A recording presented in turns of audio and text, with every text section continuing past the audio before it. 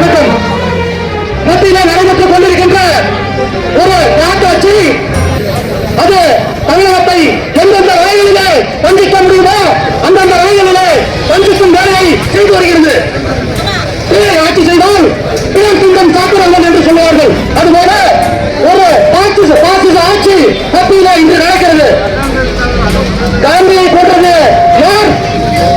எந்த இயக்கத்தை சேர்ந்தவர்கள் காந்தியை கொலை செய்தார்கள் என்பது காணறிந்த உண்மை.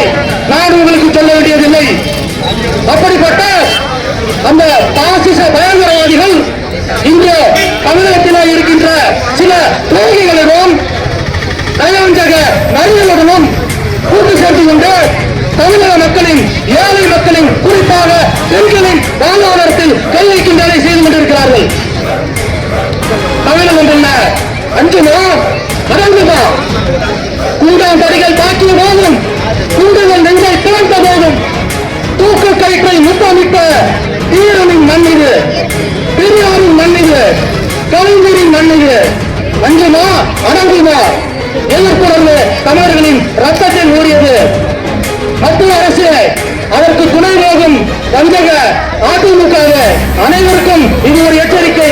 பொதுமக்களே சிந்தித்து தமிழகத்தின் உரிமையை காப்பாற்றுவதற்காக அடுத்த தேர்தலில் மீண்டும் திமுக கூட்டணியை நீங்கள் இந்தியா கூட்டணியை ஆட்சியில் அமர வைத்து இந்த செயல்களுக்கெல்லாம் மத்திய அரசுக்கு நீங்கள் எதிர்ப்புணர்வை காட்ட வேண்டும் என்று கேட்டுக்கொண்டு விடைபெறுகிறேன். நன்றி, வணக்கம்.